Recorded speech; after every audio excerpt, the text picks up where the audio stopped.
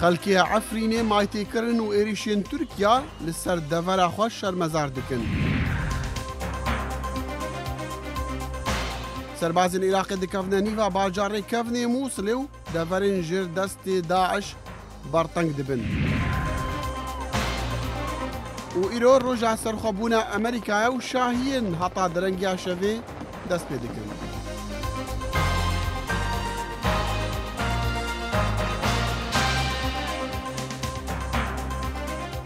سلاف و هیوین دم خوش دگل کرد کنکشن. برنامه کرد کنکشن هم روزانه سه شموان و هینی لبشی کردی دنگی امریکا و آماده و پیشکش دکرد ولی کانالی NRT راستو خو پخش دکرد. تورکیا دەڵێت لەوانەیە هێرشێکی لەشکری بکاتە سەر کورد لە کانتۆنی عەفرین وەک ئەنکەرە دەڵێت هۆکاری ئەم هێرشەیان مەترسیە ئاسایشەکانە لەسەر تورکیا. وەزیری بەرگری تورکیا دەڵێت وڵاتەکەی وەڵامی بچووکترین تەقەکردنیش دەداتەوە لە عەفرینەوە بۆ ناوخاکی تورکیا ئەم لێدوانانەی فکری ئیشک پاش چەند کاتژمێرێک بوو لەو راپۆرتانەی ئاماژەیان بە وەڵامی شەوی ڕابردووی لەشکری تورکیا کردووە بۆ ئەو تەقەکردنانەی لە ناوچەکانی ژێردەسەڵاتی کورداندان لە ناو سووریادا.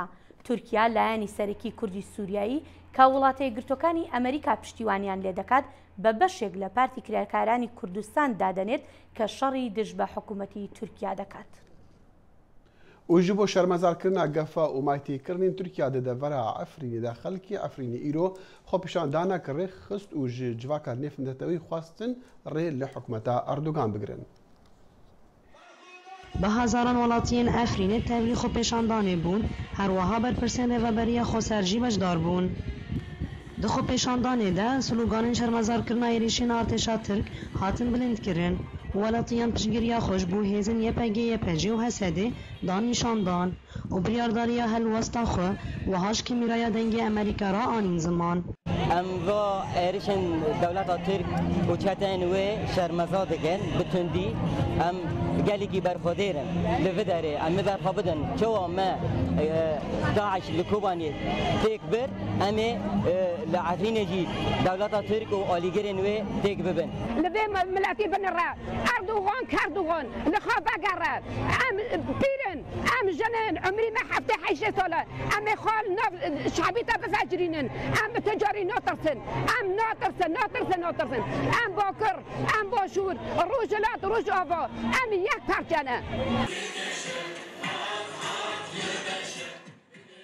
مرحبا شربانه ما داشتی حزار دلوی ما مرحبا جبیر حزار داری و جوا گیارا ام وقت جنا کرد امی پیشگیری بدن به هزه خا پیشگیری بدن هزا یا پک و یا پج و امی ببین ام هنه گل یا پک و یا پج گله ام لبراری امی پارسنا آخا خا بکن تجاری ام دست جاخه خبر نادن ام همو کسارا جیده بیجن دگرن ارد خا پارسنا آخا خا بکن پارسنا نر خا بکن.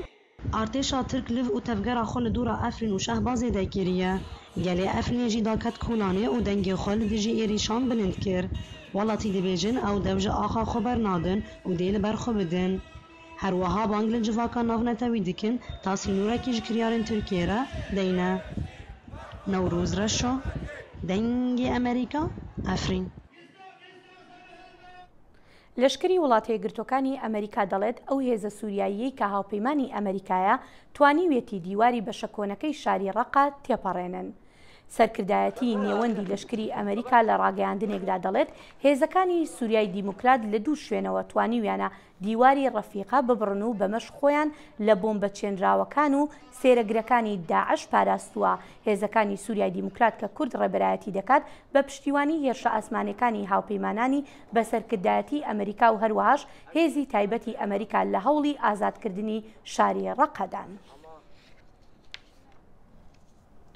و هێزن دموکراتا سووری بە پشتەوانیا ئەمریکا نێزیکی هەزار سەربازێن خوا یەن زیدەتر لە بەرۆکن شەڕی لە دژی دەوڵەتە ئیسلامی داعش دانینە دۆروبەرین باژارێ ڕەقا هێزین یەپەگێ یەن کوردان شەڕوانن خوا لە ڕۆژهەڵاتە ڕەقا پایتەختێ دیفاکتۆیê داعش دانینە. Operasyona rizgarkirina bajarê Reqqayê bi alîkariya hêzên koalîsyonê berdame. Di vê operasyonê de Hêza Sûriya Demokratîk gelek pêşveçûn destê xistîne. قواتبانە كثير مستقرة. هێزن ما جهن خۆ gelek başgirtina û em pêşve diçin moralên Daeş şikestîne ew tenê rokêtan davên hêza wan nemaye û kêfa wan jî pir kêm bûye. Hêza me yepege û hesede amade ye şer bike. Şervanên Hêza Sûriya Demokratîk behsa vê operasyonê dikin û dibêjin ev herem dibin kontrola hêza we de ye. تاخي الصناعة بتوايد بن كنترولا هيزا مدايا في آواهي دا تونيلك إيرو حتى صبي أمي في تونيل بجين وسجوانا جهيا بأنا هي خودي أمي إيشف شو يجي خلاص ببن چاپمنی هێزا Sûriya Demokratîk ragihand ku nêzê 1000 şervanên wan li Rojhilat û Rojavayê Rekkoyê dest pê operasyonê kirine. Her wiha gemîk ya şerî ya Amerîka li Rojhilatê Derya Spî ji ber alîkariya vê operasyonê amade ye. û ew dibêjin em piştgiriya xwe bu hêza koalîsyonê bi hêzên xwe yên ezmanî berdewam dikin. شرê li Musilê tê dawiyê di nêrîna min de ew yek wê zor be ji ber kolanê bajêr tengin û sivîl tê de dijîn. Her wiha jî ev yek li bajarê Reqqa heye û em bi hêzê ezmanî piştgiriyê didin hêza hevpeymanî. Me gelek cûreyên êrîşan heta niha pêk anîne. Bi nêrîna min heta vê demê me 1600 êrîş çekirîne û ev 5 mehin em li vê derê cih bûne. Qesek ku ve demek ne derece operasyona rizgarkirina Reqqayê dest pê kiriye, Hêza Sûriya Demokratîk vê demê Kurd de gelek pêşveçûn destê xistîne. Li hîn ne diyare ev operasyon yê bi tevahî çiqas dem bistîne. Ara Macar, dengê Amerîka. هێزە سەربازەکانی عێراق لە پێشڕەویدان بۆ ڕزگارکردنی ناوچەکانی تری شاری مووسڵ لە تیرۆریستانی دەوڵەتی ئیسلامی وەک سەرچاوەکان باسی دەکەن ئێستا نزیکەی 1 کیلۆمەتر دووجا لە ژێر دەستی داعشدایە لە شارەکەدا. هاوکات بەشێکیش لە هێزە ئاسایشیەکان دەستیان کردووە بە گەڕان و پشکنین لە ناوچەکانی ئازادکراوەکاندا. هێشتاش دووکەڵ لە بەشی ڕۆژاوای مووسڵ هەڵدەستێت و شەڕەکانیش قورسن و بەردەوامیشن هەرچەندە ڕاگەیاندنەکەی هەفتەی پێشووی وەزارەتی بەرگری عێراق باسی لە کۆتایی هاتنی داعش کرد لە شارەکەدا. بەڵام لە دوای ئەو ڕاگەیاندنەوە سەرکردە لەشکریەکان هەر ڕۆژە و ئازادکردنی چەند ناوچەیەکی تر لە بەشە کۆنەکەی شاری مووسڵ ڕادەگەیەنن. هێزەکانی بە تەنگەوە چوونی خێرا لە باشووری بەشە کۆنەکەی مووسڵەوە بەرەو ناوجەرگەی شارەکە لە پێشڕەویدان بۆ کنترۆلکردنی ئەو ئامانجانەی سەرکردایەتی بۆی دیاری کردوین و لە ماوەیەکی کورتدا گەیشتینە شەقامی خالید بن وەلید. ژمارەیەکی زۆری داعشەکان کوژراون و خێزانێکی زۆرمان ڕزگار کردووە. ئەمانە بێلەوەی دەیان بۆمی چەندراویشمان پوچەڵ کردوتەوە. ئەرکەکانی هێزە ئاسایشیەکانی عێراق لە پاش ئازادکردنی بەشێکی بەرچاوی مووسڵ هەر تەنها سنووردار نین لە شەڕکردندا. هێزەکانی پۆلیسی فێدراڵی لە ئێستادا لە زۆرێک لە ناوچەکانی ئازادکراون بەشدار نین لە شەڕدا و دەستیان کردووە بە قۆناغی دووەمی بەجێگەیاندنی ئەرکەکانیان. أكملت الشرطة الاتحادية واجب. پۆلیسی فێدراڵی ئەرچی خۆی لە ڕزگارکردنی مووسڵدا تەواو کردووە و ئێستا کەوتوینەتە گەڕان و پشکنین لە ناوچەکانی ئازادکرا و لەم ئەرکەشماندا زۆرێک لەو خێزانانەمان ئازاد کردووە کە لە ناو شەڕەکاندا گیریان خوارد بوو. مەخابن هێشتاش خەڵک هەن لە ناو خانوبەرە و باڵەخانەکاندا گیریان خواردووە. تەرمی دوژمن و تەرمی خەڵکی سیڤیلیشان کە دەبێت بە زووترین کات هەڵبژیرێنەوە و دەبێت کارێکی وەها بکەین تا خەڵک دڵنیایان هەبێت و بگەڕێنەوە زێدی خۆیان. جیادیەکانی داعش نەخۆشخانەکانیشیان بەکارهێناوە وەک شوێنێک بۆ شەڕکردن و زانیاری نادروستیشیان بڵاو دەکردەوە سەبارەت بە هێزی شەڕکەریان و هەروەهاش تواناییەکانی شەڕکردنیشیان. راپۆرتە بەرایەکان باسییان لەوە دەکرد کە 1000یان زیاتر تیرۆریستی داعش لەم نەخۆشخانەیەدا هەبوون، بەڵام دواتر کە کۆنتترۆل کرا بۆمان دەرکەوت ژمارەیان نزیکەی 300 کەس بووە و کە گەشتینە ئێرە زۆرێکیان کوژرا بوون و ئەوانی تریش ڕایان کردبوو. لەگەڵ ئازادکردنی بنکە تەندروستیەکانی گەڕەشی ئەشیفا هێزە ئاسایشیەکان دەستیان گرتووە بەسەر بەڵگەنامەیەکی زۆری داعشدا کە پڕن لە زانیاری وەرد سەبارەت بە تێرۆریستان و هەروەهاش چۆنێتی کارکردن و جوموجۆڵەکانیشیان لە شاری مووسڵدا. زۆرێک لەو بەڵگەنامانەی دۆزیومانەتەوە تیرۆریستانی داعش بەکاریان هێناوە و هەر هەمووشیان کەوتۆتە دەستمان بە زانیاریەکانی خۆیانەوە. هەر ئالەم باڵەخانێشدا ژن و منداڵ و خەڵکی پیریان وەک قەڵغانی مرۆی بەکارهێناوە تا ڕێگە لە پێشڕەویەکانمان بگرن. دەشێت بگوترێت ئەوانەی بەخت یاوەریان بووە جیهادیە ئیسلامیەکان لە ماڵەکانیان دەریان کردوون و بەڵام وەک گەواهدەران باسی دەکەن خانەوادەش هەبوون داعش ماڵەکانیان بەسەردا ڕووخاندوون. لە ماڵەکەی خۆمان لە بابلجەدید دەریان کردین بە ناچاری چوینە گەڕەکی مەکاوی 3 مانگ لەوێ بووین. داعش ژیانی وێران کردین. لە ماڵێکدا لە گەڕەکەکەی خۆمان خەڵکی تێدا بوو. داعش دایڕمان بەسەریاندا. 9 کەس بەجارێک مردن و ئێستاش لە ناو دار و پەردووەکەدان. هەموو ئامۆزاکان و 2 زاوام و 3 یا 4 مناڵیش لەوێدا مردن. کێشەکان هەر تەنها بە شکستی جیهادیە ئیسلامیەکانی داعش لە عێراقدا کۆتایی پێنایەت. لە پاش داعش حکوومەتەکەی حەیدەر العەبادی سەرۆکوەزیری عێراق دەکەوێتە بەر بەرپرسیارەتیەکانی دابینکردنی خزمەتگوزاریەکان و بەدەنگەوە چوونی داواکانی ئەو خەڵکەی هێشتاش بە گومانەوە لە قۆناغی پاش داعش دەڕوانن. وجب بۆ چارەسەرکردنا نەخۆش و بریندارên ji encamê şerên giran yên hêzên Iraqê li dijî komela Dewleta İslamî Daeş li Mûsilê kar bi destan çendîn nexweşxanên demî li dewrûberên bajêr vekirina. Kameraya Kurd Connection xwegehandiye yek ji wan e. Rojane ji mareka zûriya xelkê Mosila kevin awaret bin û zorbeywan nexweş kevin û bi taybet kesanên Dan Emir her wasa beşekê wan birîndar dibin ji berbordumana berdewam ew ji layê Supayê Iraqê ve dihête kirin, dîsan hindek bi qenasên Daeş jî têne birîndarkirin û kuştin. Ji ber vê çendên niha nexweşxanên meydanî hatine vekirin ji bo pêşwaziya awarên Mosilê. Em gelek zararmend bûyne. Her kesekê cihekî biçîte cihekê dî ekser digirin û gullebaran dikin. Hinde girtin ekser gullebaran kirin û min bi çavên xwe dît hemî ciha wasa ye. Tinê kesek derbaz bît ekser gullebaran dikin, gelme çend kesek hatin, ew jî da derbaz bin hatine girtin ekser birin û kuştin. Ev e 3 roja nema av ve xariye nexarin xariye. Hêzên ewlekariyê tikêmaniyan nakin. Nexweş û birîndaran radikin, alîkariya xelkê dikin û şîr belav dikin. Lê hema rewş ne baş e. Em westiyan e. Nojdarekî Supayê Iraqê wesa bû dengê Amerîka diyar ket ku ew rojane pêşwaziya sedan xelkê Mosilê dikin û bi taybet ew cihên niha şer lê gerim. Jimareka zora xelkê medenî qesta me dikin wekû dibînin navbera 400 heta 500 nexweşa rojana qesta me dikin ji zorbeyî cihên ku hatine azadkirin yan taxên niha şer lê dibin taybet li Mûsila kevin her wisa rojana jimareka zora birîndaran têne vir. Hejî gotin heye ku li derdorên Mosila kevin bi dehan klînîk hatine vekirin çi ji layê Supayê Iraqê ve bîtin yan ji layê rêkxirawên nîv dewletî bîtin. Bo yekê ku pêşwaziya awaran bikin û çareseriya wan bihête kirin. Kawa Emer dengê Amerîka, Mosil. وڵاتانی عەرەب کە قەتەریان لە پەراوێزناوە ڕۆژی دووشەمە دوامۆڵەتیان بۆ وەڵامی داواکانیان لەلایەن قەتەر بۆ 48 کاتژمێری تر درێژ کردوتەوە.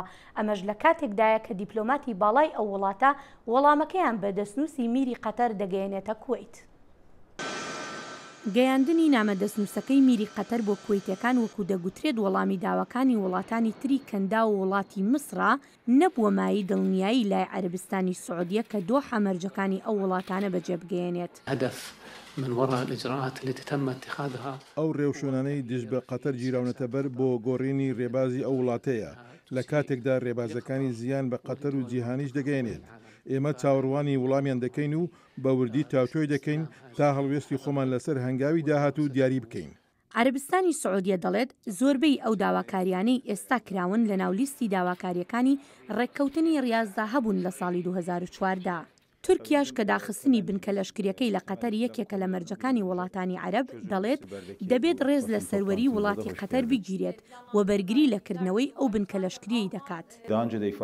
هەروکو چۆن پێشترش گوتومانە مەبەست لەم بنکەیە پاراستنی ئاشتی و ئاسایشی هەرێمەکەیە نەک تەنها قەتەر بنکەی لەشکری تورکیا لە قەتەر هەرگیز هەڕەشە نەبووە بۆ وڵاتێکی تر و قبوڵیش ناکرێت وا لێک بدرێتەوە.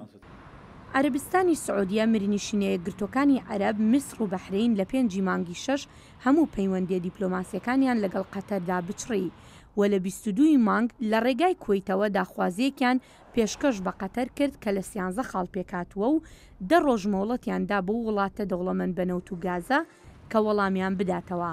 شارەزایان ئەم داواکاریانە بە زیادەڕەوی ناودێر دەکەن. ئەمە مانای ئەوەیە کە قەتەر دەبێت ببێت بە وڵاتێکی پاشکۆی عەربستانی سعودیا هەموو ڕێبازی دەرەوەی بدات بەدەستەوە و هەموو کەناڵەکانی میدیای دابخات. بڕوا ناکەم بە هیچ شێوەیەک قەتەرم کارە بکات. قەتەر خۆشی دەڵێت ڕێگا نادات هیچ وڵاتێک بڕیاری بۆ بدات. ئێمە ئامادەین بۆ بەرگریکردن لە وڵاتەکەی خۆمان. هیوادارم نەگەینە قۆناغێک کە پێویست بە دەستێوەردانی لەشکر بکە، بەڵام هەمیشە ئامادە دەبین. ئێمە هەموو ڕۆژێگەژین بۆ ئەوەی بەرگری لە وڵاتەکەمان بکەین. ئەو وڵاتانە قەتەر تاوانبار دەکەن بەوەی پشتیوانی دارایی تیرۆریستان دەکات و پەیوەندەکانی لەگەڵ ئێراندا بەهێز کردووە.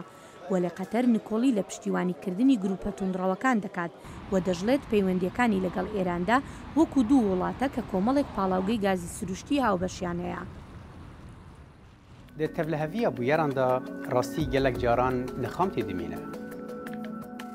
Mijarên ku ji bo xelkê xemên rocanan û balawan dikişînin em li gel mîvanên xwe bi awakî serbixwe û bêalî guftûgo dikin. Şopandina rastiyê bi riya parvekirina bîr û boçînên cûr ew bingeheke sereke ye bi rastiyê ji bo avakirina pêwendiyekê û her wiha baweriyê li gel tamaşevanan.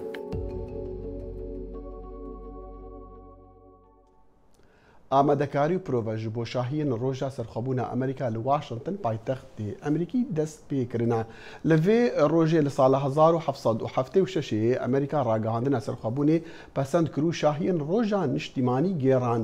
کۆنگرەی 13 ویلایەتین یەکەی یەن ئەمریکا ڕاگەهاندن پەسەند کرد ji بۆ سەرخەبوونێژی بریتانیا فەرەنسیان پشتە ئەمریکیان گرتبوو. شاهین سەرخەبوونێ لە سەردەمێ شۆڕەشên ئەمریکا بوو لە سەدەی هەژدێ و داهاتن گێڕان لێ لە ساڵە 1940 ئەڤ ڕۆژ بوو بهنڤدانە فەرمیە نیشتیمانی. ئەڤ ڕۆژ بە چەندین کۆنسرت و فستیڤالان دەست پێ دکا و یاریین ئاگریژی لە دەرەنگیا شەوێ بە داویتێن. ji bo hinek zanyariyan li ser van şahiyan mexanim Rêzan Cav xwendkara zankoya George Washington mêvanî bernamê kiriye. Rêzan xan zor bexêr bêyî. Ekirê bi kurtî hinek basî mêjî em rojeman bû bikey? Belê. Ter em rojî independensî Emerîkaya. Li em kata xwe to çon witû bû. Li em kata li salî 1766 dokumentekîan destan kirdibûn pê bilin the Declaration of Independence. ڕاگەیاندنی سەربەخۆیی. ئیتر ئەو داکمنتەیان ساین کردبوو لەسەر دووی حوت بەڵام کردیانە بە دووی چوار بۆ ڕۆژی ئیندپەندەنسی ئەمریکا. ئەوانەی کە ساین کردبوو ناودارەکانی ئەمریکا چیە بوون؟ تامس جەفرسن هەبوو، بنجامین فرانکلین هەبوو، جان ئادەمز هەبوو، ئیتر ئەوانەی وە فاوندینگ فادرزی ئەمریکا. جۆرج واشنگتن ئەو وەختە لە شەڕدا بوو، قایدی ئاسکەری بوو. ئەو چی بوو؟ چی دەکرد ئەو وەختە ئەو ڕۆژە یان کەنگی جۆرج واشنگتن لەسەر ئیمزای کرد؟ وەڵا لە بیرم نایە ئەگەر جۆرج واشنگتن لەسەری بوویانە بەڵام لە ئەو ڕۆژە وەختی سانیان کردبوو ئەو لەوە نەبوو، ئەو لە کاتی شەڕ بوو. لە شەڕدا بوو. باشە ڕزان خان لەم ڕۆژەدا خۆ چەند ساڵی لێرە ئەمریکا منیش کەمێک چەند ساڵێکە لێرە لە ئەمریکا بینیمە چەندین کۆنسرت فستیڤال ئەوانە بەیانی لە بەیانیەوە لە ئێستاوە وا بزەم لە واشنگتن دەستیان پێ کردووە لە واشنگتن. ئەم فستیڤالانە چ واتایەکیان هەیە بۆ ئەمریکا چۆنن چین؟ وەڵا ئەم ڕۆژە هەر ئەوەیە وەکو ئەمریکا خۆیان پیشانەدن بۆ ئەوەیەوە ئێمە ئەمریکین و ڕۆژێکی ئەوەی زۆر خۆشەوە هەمومان بیەکەوە وسین بیەکەو بوو ئەم ڕۆژەی ئەمریکا. ئیتر خەڵک هەیە ئەڕۆن بوو واشنگتن دیسی لێرە تەمەشای فایروەرکسەکەن یان ئەڕۆن بە شوێنەکانی بڵدینگی میوزیەم و ئەوانە دەبینن یان ڕۆن بۆ بیچ وانە کۆکاوتی گادرینگی هەموو هەن فامیلی ئەوانە بەیەکەوەن کاتی بیسباڵە کاتی کۆکاوتە کاتی بارفیکیوە کاتی هەر ئەوەیە هەمویان بەیەکەوە ڕۆژێکی خۆش بەتایبەتیش ئەوڕۆ ڕۆژێکی زۆر خۆشە نە زۆر گەرمە و ڕۆژش دەرچووە ڕۆژێکی زۆر خۆشە. باسی ئەوەت کرد شەو کە یاری ئاگر دەکەن فاروەرس پێ دەڵێن ئەمە شتێکی زۆر تایبەتە. من بیرم بێتەوە کە بداتاتمە ئەمریکا ساڵی یەکەم زۆرم پێ سەیر بوو ئەو جا مناڵەکانم هەموو ساڵی داوان لە منیان دەکرد بی بچین ببینین شەوەکە ببینین ئەو تۆ چۆن باسێکمان بوو بکە لەسەر ئەو فاروەرک و بیرەوەریەکانی خۆت؟ من هەر لە مناڵیەوە هەر لە ئەو کاتەوە من بتوانم لەبیرم بێتەوە هەر کاتی فایروەرکس بێ ئەمە هەموو وەختێک ئەڕۆنە دەرەوە دەبینین.